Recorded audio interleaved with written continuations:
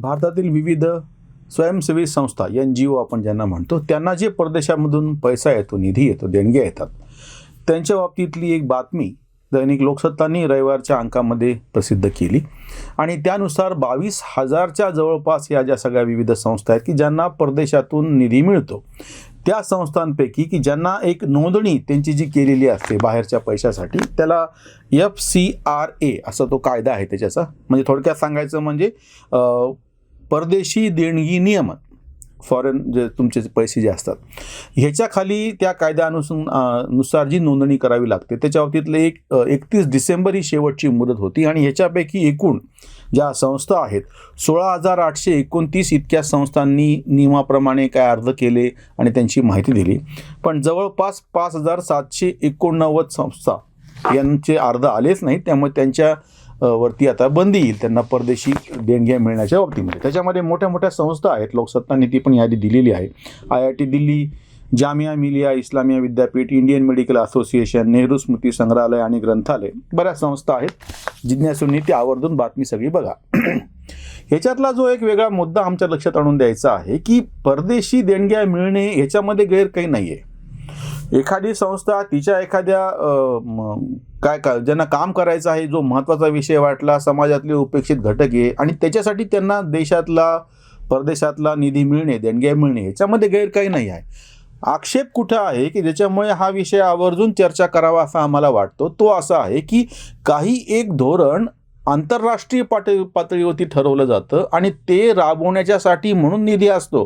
तुमची संस्था काय काम करते आहे त्यासाठी तो निधी मिळत नाही. त्यांना एखादा विषय राबवायचा आहे त्यासाठी ती देणगी दिली जाते आणि तो अजेंडा, तो प्रचार प्रसार ह्या संस्था करतात. हे जे सगळं NGO करण साधारणतः 1980च्या नंतर जोरात सुरू झालं भारतामध्ये. आणीबाणीच्या नंतर जे सरकार आलं, जनता पक्षाचं सरकार, आणि मग त्याचा पराभव होऊन परत इंदिरा गांधी आल्या. इंदिरा गांधींनी ह्याच्या आधी पण आम्ही हा मुद्दा मांडला होता की इंदिरा गांधींनी ह्या सगळ्या विरोधी पक्षातल्या समाजवादी, पुरोगामी, डाव्या चळवळीतल्या वेगवेगळ्या नेत्यांना हाताशी पकडून त्यांच्या NGOजला, त्यांनी स्थापन केलेल्या स्वयंसेवी संस्थांना मोठ्या प्रमाणात सरकारी मदत द्यायला सुरुवात केली. त्याचा एक फायदा इंदिरा गांधींना सत्ताधारी म्हणून असा झाला की बाकीचे हे सगळे विरोधक आहेत आपल्या आपल्या संस्थांमध्ये अडकून गेले. म्हणजे आता तरी हा मुद्दा फॉरेन फंडिंगचा आहे, तिथं प्रत्यक्ष सरकारनीच या संस्थांना म्हणजे मोठ्या प्रमाणामध्ये फंड्स कसे दिले. 2008ला इंडियन एक्सप्रेसने एक मोठं त्याच्यावरती फीचर असं केलं होतं की ह्या प्रचंड मोठ्या प्रमाणातल्या NGOजला स्वतः सरकारने त्या काळामध्ये 20,000 कोटीपर्यंतचा निधी कसा दिला. 2008ची गोष्ट आहे, म्हणजे आकडे तेव्हाच येते. ह्याच्यामुळे होतं काय माहिती आहे का की एखादी संस्था काम करते आहे, तिला परदेशातला निधी मिळणे, जसं आम्ही आधी म्हणलं, त्याच्यामध्ये काही गैर नाही आहे. अडचण तिथे येते की जेव्हा एखादा विशिष्ट अजेंडा चालवण्यासाठी म्हणून या संस्था काम करतात आणि मग मात्र जेव्हा तो तुमच्या लोकशाहीला किंवा बाकीच्या सगळ्या समाज स्वास्थ्य जे पद्धतीने चालू असतं त्याच्यामध्ये धोका उत्पन्न होतो. उदाहरणार्थ मी तुम्हाला आत्ताचं लेटेस्ट सांगतो. प्रशांत भूषण यांनी रोहिंग्याची केस आपल्या सुप्रीम कोर्टामध्ये लढली होती. रोहिंग्या मुसलमानांचं त्यांना नागरिकत्व देण्याच्या संदर्भामध्ये हा पैसा आला कुठून? तीस्ता सेटलवाड, इंदिरा जयसिंग. तुम्हाला असं लक्षात येईल की हे असे कितीतरी आहेत की ज्यांनी असे विषय नेमके हाताळलेले आहेत की ज्याच्यातून भारताच्या लोकशाहीला धोका आहे, एकात्मतेला धोका आहे, कायदा आणि सुव्यवस्थेला धोका आहे. गंभीर याच्यामध्ये गोष्टी निष्पन्न झाल्यात. या गोष्टींना हे लोक सपोर्ट करतात. म्हणजे जॉर्ज सोरोस सारखे अमेरिकेतले उद्योगपती ठरवून लोकशाही असलेल्या देशांमध्ये तिथली ही व्यवस्था खिळखिळी करण्यासाठी, उद्ध्वस्त करण्यासाठी, तिच्यावरती घात करण्यासाठी अशा प्रकारे जाणीवपूर्वक काही NGOचा वापर करतात. हे त्याच्यातलं आक्षेपार्ह आहे. एक साधं तुम्हाला मी उदाहरण सांगतो. ह्याच्यामधला तरी आंतरराष्ट्रीय कट आणि काय आणि कसं आहे ते आत्ताची गोष्ट वेगळी. साधारणतः 95-96ला एड्सचं इतक्या मोठ्या प्रमाणामध्ये भमभम सुरू झाली होती आणि त्या एड्ससाठी मोठ्या प्रमाणामध्ये संस्था सुरू झाल्या होत्या. अगदी आमचा एक वैयक्तिक अनुभव आहे. परभणीला आमच्या एका स्वयंसेवी संस्था नोंदणीकृत, ज्याला कधीही कुठलेही असे बाहेरचे किंवा कुठले निधी मिळालेले नव्हते.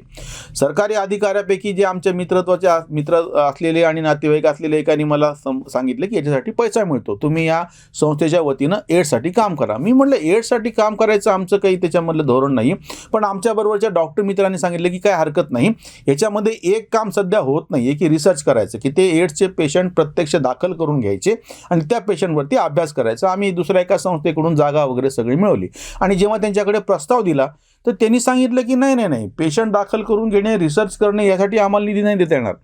काउन्सिलिंग करणे म्हणजे त्यांना फक्त सांगणे, त्याचा प्रचार प्रसार करण्यासाठी, म्हणजे एड्स होऊ नये म्हणून तेवढ्यापुरताच हा निधी आहे. तुम्ही तिथले काहीतरी हे दाखवा, ते ठिकाणी बाजार भरतो, त्या आठवड्यातल्या बाजारातले ते लोक जेव्हा येतात त्यांना तुम्ही काउन्सिलिंग केलं, जवळपास शाळा आहेत तिथल्या मुलांना काउन्सिलिंग केलं, किंवा तिथे ट्रक उभ्या राहतात त्या ड्रायव्हरला आणि क्लिनरला काउन्सिलिंग केलं, आणि मग त्याच्यासाठी मिळणारे ते किट्स असो किंवा ते कंडम्स असो आणि माहितीपत्रक असो.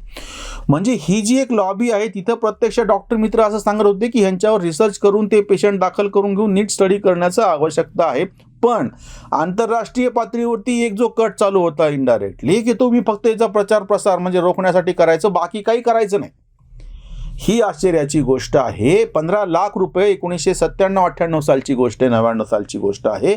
तेव्हा या संस्थेला तथाकथित आम्ही जे दिलेला प्रस्ताव होता मिळण्याची शक्यता होती, पण आम्हीच म्हणालो की जर तुम्ही ह्या रिसर्चला पैसे देणार असाल तर आम्हाला पाहिजेत, पण दुसऱ्या कुठल्या कारणासाठी आम्ही पैसे घेणार नाही. तुमच्या असं लक्षात येईल की अशा विविध पद्धतीनं लॉयन्स आणि रोटरीचे कितीतरी कार्यक्रम असे समाजाची गरज असो किंवा नसो आंतरराष्ट्रीय पातळीवरती धोरण ठरलेले म्हणून चालतात. आपल्याकडे CSR फंड्समधला एक ठराविक वाटा ठरवून काही गोष्टींकडे वळवला जातो. कॉर्पोरेट सोशल रिस्पॉन्सिबिलिटी, सामाजिक कृतज्ञता निधी म्हणून ज्यांच्या 100 कोटी काहीतरी अशा 8 त्या ज्याच्यापेक्षा जास्त ज्या कंपन्यांचा टर्नओव्हर आहे किंवा नफ्याचा एक भाग आहे, त्यांनी त्याच्यातल्या नफ्याचा 2% भाग हा CSR म्हणून खर्च करावा. कोणालाही असं वाटेल की चांगली गोष्ट आहे, समाजसेवेसाठी खर्च करावा, पण हा CSRचा फंड कुठे खर्च करावा ह्याचे पण काही ठराविक रॅकेट्स आहेत.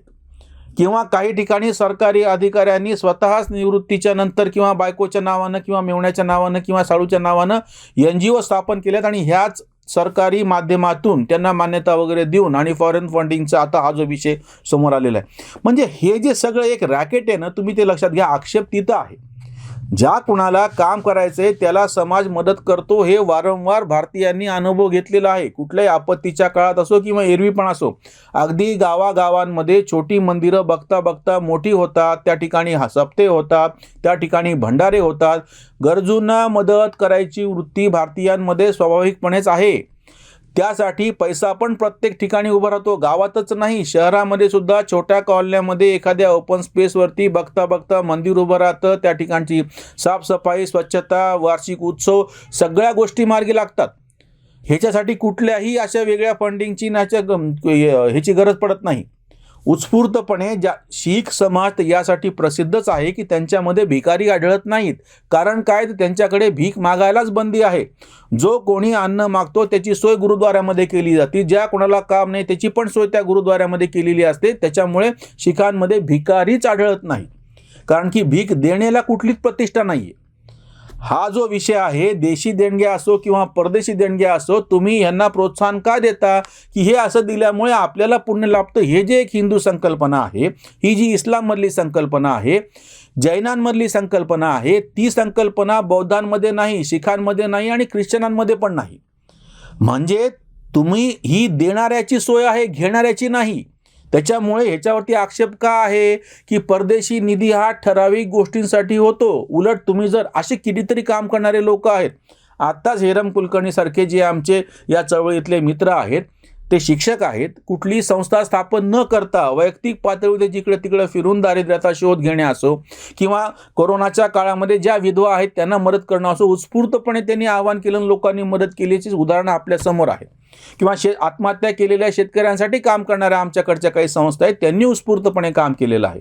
किंवा प्रसाद चिक्षेसारखे आमचे एक मित्र अंबाजोगाईला जवळपासच्या परिसरांमध्ये विद्यार्थ्यांसाठी शालाबाह्य आणि बाकीच्यासाठी काम करतात. अशा कितीतरी गोष्टी, मिलिंद थत्तेसारखे आदिवासी भागामध्ये जव्हार आणि तिकडं नाशिकच्या भागामध्ये, ठाण्याच्या भागामध्ये काम करतात. ज्यांना उत्स्फूर्तपणे काम करायचं आहे त्यांना अशा पद्धतीच्या गिमिक्सची गरज पडत नाही. सामाजिक कामाची सगळ्यात मोठी अडचण ही असते की तुम्ही अजेंडा ठरवून त्याच्याप्रमाणे पैसा वाटायचा आणि त्याच्यासाठी संस्था स्थापन होणार, त्यामुळे असे घोळ होतात की जे आता तुमच्या समोर आलेले आहे. कारण की ह्यांचा विशिष्ट अजेंडा असतो, एक धोरण असतं. ते जोपर्यंत समाजहिताचं आहे तोपर्यंत आपण समजू शकतो, पण जेव्हा ते समाजहितापासून दूर जातं, राष्ट्रविघातक, लोकशाही विघातक, समाज स्वास्थ्याला धोका ठरणारं ठरतं, तेव्हा मात्र आक्षेप घ्यावा लागतो. आता जी ओरड होईल की तुम्ही ह्या संस्थांवरती घाले घातलेले आहेत, या पुरोगाम्यांच्या संस्था आहेत आणि हिंदुत्ववाद्यांनी ठरवलेलं हे काहीतरी धोरण आहे, हे होणार. पण हे सांगत नाहीत की तुम्हाला एक विशिष्ट मुदत दिली होती की तुमचा अर्ज करण्याची, तुम्हाला जो पैसा मिळतोय त्याचे तुम्ही ऑडिटेड रिपोर्ट म्हणा किंवा सगळं म्हणजे तुमच्या देणग्या आणि त्या सगळ्या गोष्टीच्या सामाजिक संस्था असल्यामुळे त्याच्यामध्ये पारदर्शकता आवश्यक होती. ती का नाही याचं उत्तर कोणी देत नाही. म्हणजे हा जो एक खेळ होऊन बसलेला आहे, सरकारी अधिकारी असोत, नेते असो, या सगळ्यांनी मिळून देशी, आता तर परदेशी देणग्याचा विषय, देशी देणग्याच्या बाबतीमध्ये पण असा गंभीर प्रकार आहे. आमचं आव्हान आहे की ज्या कोणाला उत्स्फूर्तपणे समाजसेवा करायची आहे तो जेव्हा समोर येतो तेव्हा त्याला मदत करणारे लोक उभे राहतात. दुर्दैवाने हे जे असं मॉडेल समोर आलेलं आहे, फॉरेन फंडिंग असो किंवा देशी पण पैसा असो, या सगळ्यामधून तुम्हाला करायची ती समाजसेवा न करता त्यांना जी अपेक्षित आहे, जशा पद्धतीची अपेक्षित आहे किंवा नुसते फोटो, बऱ्याचदा असं होतं की काही संस्थांची समाजसेवा म्हणजे फक्त फोटोपुरती असती, बाकी प्रत्यक्ष काम काही नसतं किंवा जी गरज आहे त्याच्याप्रमाणे केलं जात नाही. जसं मी तुम्हाला एड्सचं उदाहरण सांगितलं तसं आता मोठ्या प्रमाणामध्ये विशिष्ट अजेंडा विशिष्ट लोकांचा राबवण्याच्यासाठी म्हणून हा निधी येत होता आणि हे सगळे कार्यकर्ते चकचकीत गाड्यांमध्ये फिरताना दिसत होते, विमान प्रवासानं करताना दिसत होते, परदेशी जाताना दिसत होते. एकही सामाजिक संस्था ही अशी फॉरेन फंडिंगवाली प्रत्यक्ष एखाद्या छोट्या गावामध्ये आडवळणाच्या खेड्यामध्ये जिथं रस्ता पण नीट नाही त्या ठिकाणी आपलं कार्यालय उभारत नाही. यांचे सगळ्यांचे चकचकीत कार्यालय मोठ्या शहरांमध्ये असतात. म्हणजे ही 5 स्टार समाजसेवा जी आहे त्याला मारलेली थप्पड आहे. म्हणूनच आम्ही ते असं म्हणलेलं की हा घाव तथाकथित हे जे पुरोगाम्यांचं जे NGOकरण झालं होतं मधल्या काळात त्याच्यावर बसलेला आहे. शासनाने अतिशय कडकपणे कारवाई करून हे असे जे घटक आहेत ते बाजूला केले पाहिजेत. म्हणजे ज्यांना खरंच उत्स्फूर्तपणे समाजसेवा करायची आहे ते लोक समोर तर येतीलच, त्यांना मदत करण्यासाठी बाकीच्यांना पण जास्त प्रोत्साहन भेटलं आणि अशी कामं वाढतील. धन्यवाद.